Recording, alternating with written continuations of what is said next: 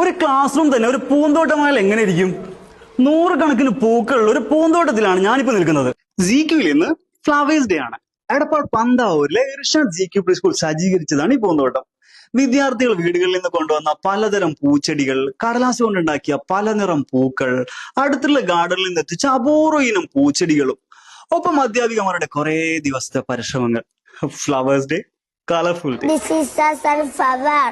This is marigold. പൂക്കളുടെ ചിത്രങ്ങളുള്ള ഒരൊറ്റ chart ചുമരിൽ തൂക്കിയിട്ട് ടീച്ചർ ചൂണ്ടിക്കാണിക്കുമ്പോൾ ഉത്തരം പറഞ്ഞിരുന്ന എന്റെ ഒക്കെ കുട്ടിക്കാലം. അല്ലല്ല, നമ്മുടെ ഒക്കെ കുട്ടിക്കാലം 90s 2K. ഇവിടെ കുട്ടികൾ നേരിൽ കണ്ടും തൊട്ടും മണത്തും എക്സ്പീരിയൻഷ്യൽ ലേണിംഗ് പോസിബിൾ ആകുന്നു. റോസും ജാസ്മിനും സൂര്യകാന്തിയും ചെണ്ടുമല്ലിയും മന്ദാരവും മല്ലിയും ചെമ്പരത്തിയും തുടങ്ങി കുറേയേറെ പൂക്കൾ കൂടെ ചെറിയൊരു കുളം സജ്ജീകരിച്ച് താമരയും ആമ്പലും പോലത്തെ അക്വാറ്റിക് ഫ്ലവേഴ്സും സജ്ജീകരിച്ചിട്ടുണ്ട്. കുട്ടികൾ തൊട്ടും തലോടിയും തേന്നുകരാനെത്തിയ പൂമ്പാറ്റയെ പോലെ തോട്ടം നിറഞ്ഞ പാറി നടക്കുന്നു. എണ്ണി നടന്നവർ മാത്സും വ്യത്യസ്ത ഭാഷകളിൽ പറഞ്ഞ ലാംഗ്വേജും അതിനൊക്കെ അപ്പുറം എൻവയോൺമെന്റൽ സ്റ്റഡീസും ഇതിലും മനോഹരമായി അവർ എങ്ങനെ പഠിക്കും? ഫ്ലവേഴ്സ് ഡേ ലക്ഷ്യം കണ്ടു.